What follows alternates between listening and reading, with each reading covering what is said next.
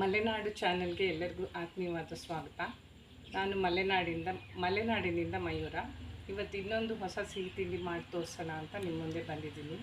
ನಮ್ಮದು ಅದು ಮಲೆನಾಡಿನ ಸಾಂಪ್ರದಾಯಿಕ ಸಿಹಿ ತಿಂಡಿ ಯಾವುದು ಅಂದರೆ ಅರಿಶಿಣದೆಲೆ ಕಡುಬು.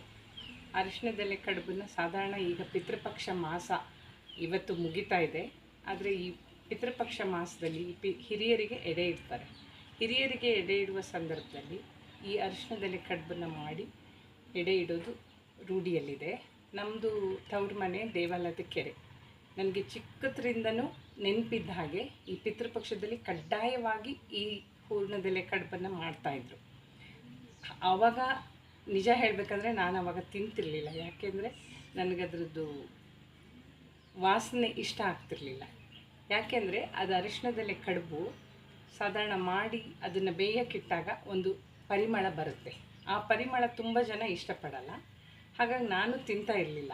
ಆದರೆ ಈಗ ಅದರದ್ದು ರುಚಿ ಹಿಡಿದ ಮೇಲೆ ಇಷ್ಟಪಟ್ಟು ತಿಂತೀನಿ. ಹಾಗೆ ಕೆಲವರು ಇಷ್ಟಪಟ್ಟು ತಿನ್ಬೋದೇನೋ. ಅರಿಶಿಣದೆಲೆ ಕಡುಬನ್ನು ಮಾಡಿ ತೋರಿಸೋದ್ರ ಜೊತೆ ಅರಿಶಿಣದ ಬಗ್ಗೆ ಒಂದೆರಡು ಮಾತು ಹೇಳೋಣ ಅಂತ ಇದ್ದೀನಿ. ಅರಿಶಿಣ ಅಂದ ತಕ್ಷಣ ನಮಗೆಲ್ಲ ನೆನಪಾಗೋದು ಅಡುಗೆ ಮನೆ. ಯಾಕೆಂದರೆ ಅಡುಗೆ ಮನೆಯಲ್ಲಿ ಸಾಧಾರಣವಾಗಿ ಉಪ್ಪಿನ ನಂತರ ಬಳಸೋದು ಅರಿಶಿಣನ. ಉಪ್ಪಿಗೆ ಮೊದಲನೇ ಸ್ಥಾನ ಆದರೆ ಅರಿಶಿಣಕ್ಕೆ ಎರಡನೇ ಸ್ಥಾನ. ಅದು ಎಲ್ಲ ಅಡುಗೆಲೂ ಸಿಹಿ ತಿಂಡಿ ಒಂದು ಬಿಟ್ಟು ಎಲ್ಲ ಅಡುಗೆಲೂ ಕಡ್ಡಾಯವಾಗಿ ಅರಿಶಿಣ ಬಳಸ್ತೀವಿ. ಅದು ಸಿಹಿ ತಿಂಡಿ ಒಬ್ಬಟ್ಟು ಮಾಡಬೇಕಾದ್ರೆ ಅರಿಶಿಣ ಹಾಕ್ತೀವಿ. ಹಾಗಾಗಿ ಅದಕ್ಕೆ ತುಂಬ ಮಹತ್ವವಾದ ಸ್ಥಾನ ಇದೆ. ಆರೋಗ್ಯದ ದೃಷ್ಟಿಯಿಂದಲೂ ಅದು ತುಂಬ ಒಳ್ಳೆಯದು. ಬೆಳಿಗ್ಗೆ ಮುಂಚೆ ಬಿಸಿನೀರಿಗೆ ಹಾಕ್ಕೊಂಡು ಕೆಲವರು ಕುಡಿತಾರೆ. ಮಲಗಬೇಕಾದ್ರೆ ರಾತ್ರಿ 1 ಲೋಟ ಬಿಸಿ ಹಾಲಿಗೆ ಚಿಟಿಕೆ ಅರಿಶಿಣ ಸೇರಿಸಿ ಕುಡಿದ್ರೆ ತಂಪಾದ ನಿದ್ದೆ ಬರೋದ್ರ ಜೊತೆಗೆ ಹಲವಾರು ಕಾಯಿಲೆಗಳಿಂದ ದೂರ ಇರ್ಬೋದು ಅಂತ ಹೇಳ್ತಾರೆ.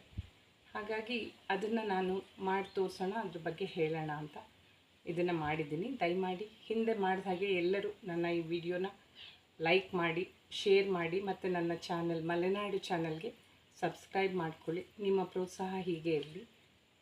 ಈಗ ನೋಡೋಣ ಬನ್ನಿ. ಅರಿಶಿಣದೆಲೆ ಅದನ್ನು ಕುಯ್ಯೋದು, ಅದನ್ನು ಬೆಳೆಯೋದ್ರ ಬಗ್ಗೆ ಹೇಳ್ತಾ ಅದನ್ನು ಮಾಡೋದನ್ನ ತೋರಿಸ್ತಾ ಇದ್ದೀನಿ.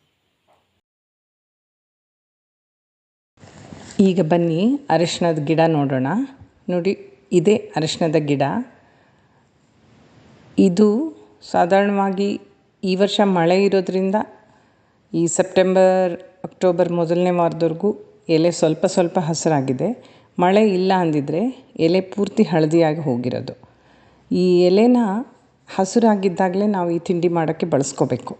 ಹಾಗಾಗಿ ಅನಿಸುತ್ತೆ ಹಿಂದಿನವರು ಆಯಾಯ ಕಾಲದಲ್ಲಿ ಏನೇನು ಸಿಗ್ತಾಯಿತ್ತು ಅದನ್ನು ಉಪಯೋಗಿಸ್ಕೊಂಡು ಏನಾದರೂ ಒಂದು ಅಡುಗೆಗೆ ಬಳಸ್ಕೊಳ್ತಿದ್ರು ಅಂತ ಕಾಣುತ್ತೆ. ಹಾಗಾಗಿ ಇದನ್ನು ಸಾಧಾರಣವಾಗಿ ನಾವು ಮಾರ್ಚಿ ತಿಂಗಳ ಕೊನೆ ವಾರದಲ್ಲಿ, ಅಂದರೆ ಮೊದಲ ಮುಂಗಾರು ಮಳೆ ಬಿದ್ದಾಗ ಅರಿಶಿಣದ ಗೆಡ್ಡೆಯನ್ನು ಬಿತ್ತನೆ ಮಾಡ್ತೀವಿ. ಆ ನಂತರ 2 ತಿಂಗಳು ಮಳೆ ಚೆನ್ನಾಗಿ ಬಂದಮೇಲೆ ಚಿಗುರು ಬರೋಕ್ಕೆ ಶುರುವಾಗುತ್ತೆ.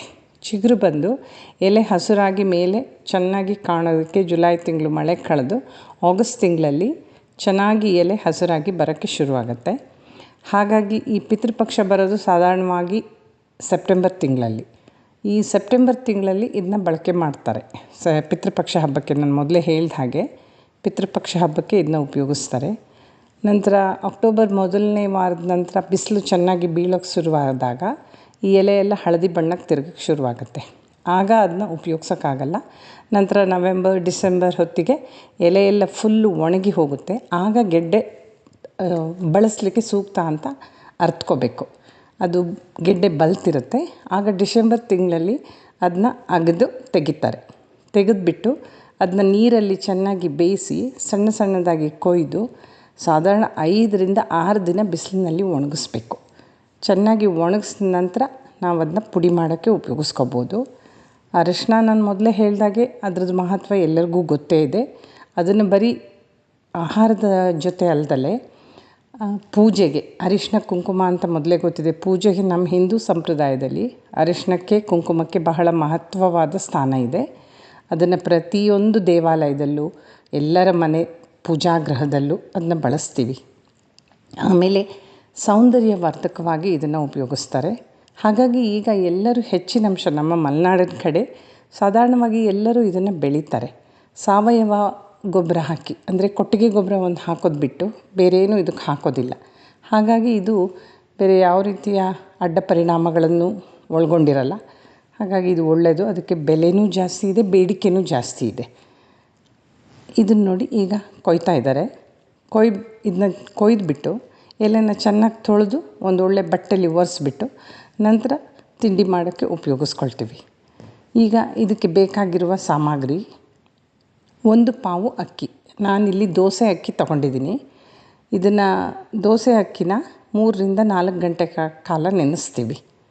1 ಪಾವು ಅಕ್ಕಿಗೆ ಸಾಧಾರಣ 200ರಿಂದ 250 ಗ್ರಾಮ್ ಬೆಲ್ಲದ ಪುಡಿ, 1 ಭಾಗ ತೆಂಗಿನಕಾಯಿ ತುರಿ ಮತ್ತು 2 ಟೇಬಲ್ ಸ್ಪೂನ್ ಬಿಳಿ ಎಳ್ಳು.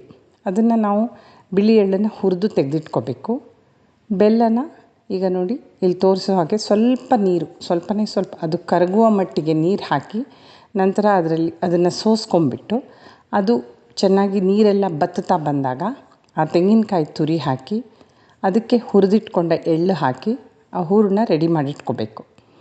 ನಂತರ ಈ ದೋಸೆ ಅಕ್ಕಿನ ನೆನೆಸಿರ್ತೀವಲ್ಲ, ಅದು ನಾನು 1 ಅಳತೆ ಅಕ್ಕಿಗೆ 1/4 ಅಳತೆ ನೀರು ತೊಗೋಬೇಕು. ಅಂದರೆ ನೆನೆಸಿದಕ್ಕಲ್ಲ, ಅದನ್ನು ಕಡಿಲಿಕ್ಕೆ. ನೆನೆಸಿದ ನೀರನ್ನ ತೊಳೆದು ಚೆನ್ನಾಗಿ ಚೆಲ್ಲಿಬಿಟ್ಟು ಅದನ್ನು ಮಿಕ್ಸಿಯಲ್ಲಿ ನುಣ್ಣಗೆ ರುಬ್ಕೋಬೇಕು.